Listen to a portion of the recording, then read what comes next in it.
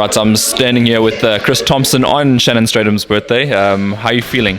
I'm feeling good. I'm excited to get back in the mix.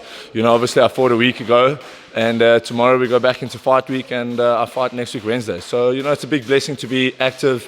I'm actually only seeing the fruits of my last camp now, so, I'm feeling good. It's crazy the turnaround and how quickly you're getting fights after fight after fight. How do you feel about the activity? As I said, I'm very happy about the activity. You can't buy experience, you can't beat experience, and the only way to get experience is to get in the ring and to fight. So it's a very big blessing for me to be fighting again and after 2 weeks of fighting.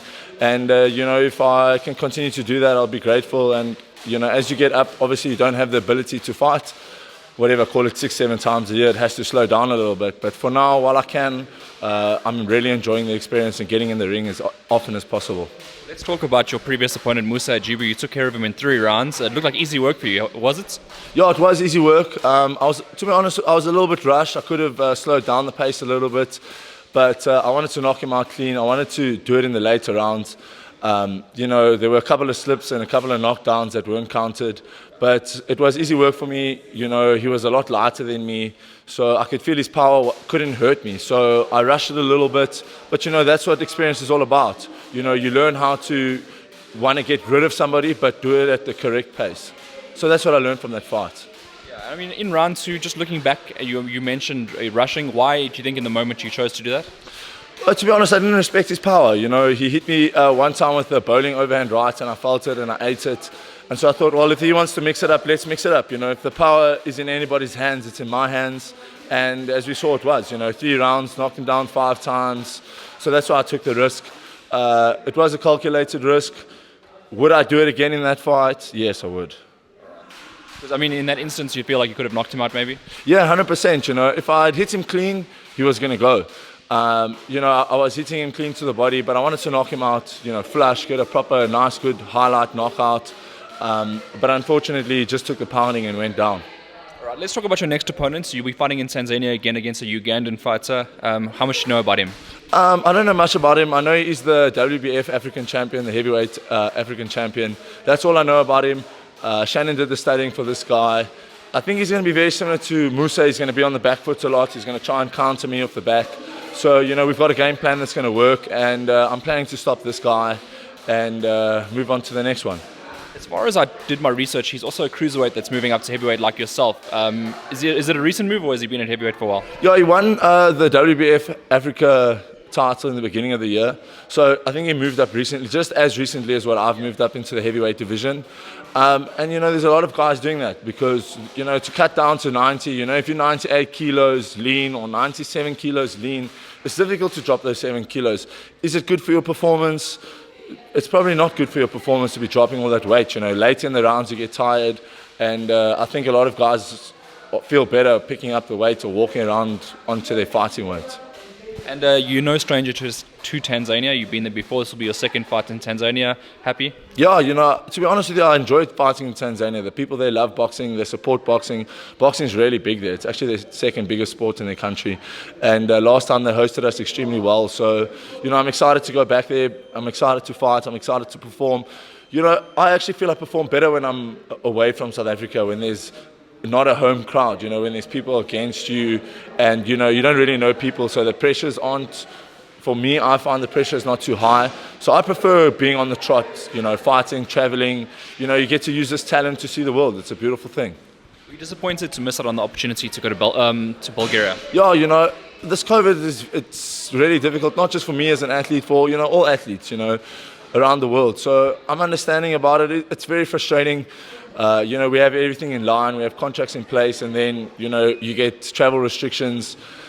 It's a frustration, It is a country I would like to go to. It's where my promoter is based. Ivalo Gotsev, he's from Bulgaria. His company is based in Las Vegas. So, those are all places I would like to explore and put myself on that international market. But, for now, obviously there's COVID restrictions. So we move on to the next thing. We as a team, my management system, Pro Sports, are extremely, extremely good. My promoter is extremely good to me. So, we just jump on to the next thing and go to plan B.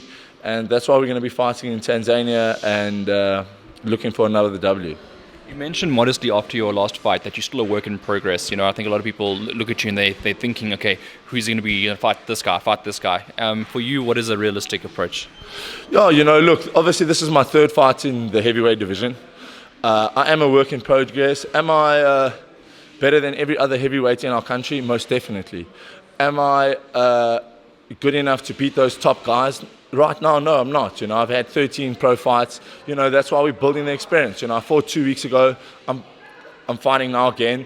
And if it's going to be an easy fight, we do have another fight on the cards for the 26th of November, which is relatively soon afterwards. So, we're just trying to be as active as possible, get the experience in the ring. And I believe that in the next year and a half, I'm going to be knocking on the doors of all these top guys, So, I just want to stay hard in the gym, stay working. Hard work works, and I really do work hard, and I believe it will pay off. So while I am the best here, I do believe that there's a lot of work to be done in order to stand out on the international stages. You don't want to go there and get exposed. You want to go there and shine under those lights and move forward. So, that's what me and my team are doing. That's why we're taking so many fights. That's why we're so busy, and, it's a big blessing. Just having a look at the heavyweight division, were you shocked at the Usyk-Joshua result? I not at all. I actually called that fight, and I said it quite a while ago. The mistake that Joshua made is he tried to box with one of the best technical boxers in the world at the moment, which is a problem. You got to, as a bigger guy, you got to stay the bigger guy. That's what I believe he should have done. In the rematch, the same thing is going to happen. Usyk's got the confidence now. He knows how to beat him. And, one thing Usyk showed is it's not about how big you are. Timing and speed is everything. You hurt guys with timing. And as long as you can hold your own, you can do well. So I wasn't surprised with that fight at all. The fight that I would love to see is Fury-Usyk. I believe Fury beats Usyk any day of the week. He's a very big guy, and he's not going to come stiff and rigid. He's going to be moving in front of Usyk. So, that's a good fight to be made internationally. On the Usyk note, it gives me hope. Usyk came in at 221 pounds. It's 100 kilos. It's a little bit smaller than what I am. He's basically the same height, same frame as what I am. And it shows all the attributes that I believe I have an advantage in the heavyweight division. It shows that they work. He's also left-handed like what I am. So, with all the work and all the experience, there's hope to beat these top guys. Right, and a quick prediction on this coming fight now, Deontay Wilder and Tyson Fury? Fury in 6, 100%. I'm going Tyson Fury in 6. I think he's going to maul him. Don't think Deontay Wilder's change in trainer is going to make much of a difference? Oh, what does his trainer ever achieve in boxing, His trainer wasn't the greatest boxer, so that change in training doesn't help. He also made a whole bunch of excuses. In my opinion, he should have taken it on the chin. He got beat. As well as you can take a win, you should be able to analyze a loss. And he didn't do that. So I think he's got doubts in his mind. Whereas Fury's got the complete opposite. He came back from a drug binge. He was morbidly overweight. He was just trying to make weight for that fight. Now he's on weight. He's been training to fight. I'm going Fury in 6. Right, Fury in 6. I'm still going to go Fury, but later rounds for myself personally. Going back to your fight real quickly, what's your prediction for this one? I'm going to stop this guy. As I said, he's going to be on his bike. So, we're going to cut the ring off, and, once I catch him, he's going to go to bed. The nice thing is my timing is really well. I've been working with Josh from Performance Pillars to pick up a bit of my power, and it's been working. So, I'm excited to test my power and to see what I got. I always come to fight, always come to knock the guy out. That's the aim of heavyweight boxing. Everybody wants to see a knockout. So, to Shafiq, I'm coming to hurt you. I'm coming to knock you out. Good luck. I hope you're preparing well. And next week, Wednesday, we're going to go at it. All right, and then lastly, as always, thank you. A shout out for anybody? I just want to say a massive, massive thank you to my management system, Pro Sport, for putting this fight together on such short notice. I want to say thank you to all of my sponsors, Bidvest, McCarthy, Nissen and Ramberg, Cosmetic Surgeon, Transvaal Training. They've been with me from the very beginning. Thank you very much. Ilona from Santon Sports Cryotherapy. Thank you. Josh, thank you for all your assistance. And to Rudy, my man, I really appreciate you and thank you for everything. And to the fans, I hope you enjoy the fight. And next week, Wednesday, I'll see you guys again soon. All right, thank you very much for talking to us, Chris. Thank you very much.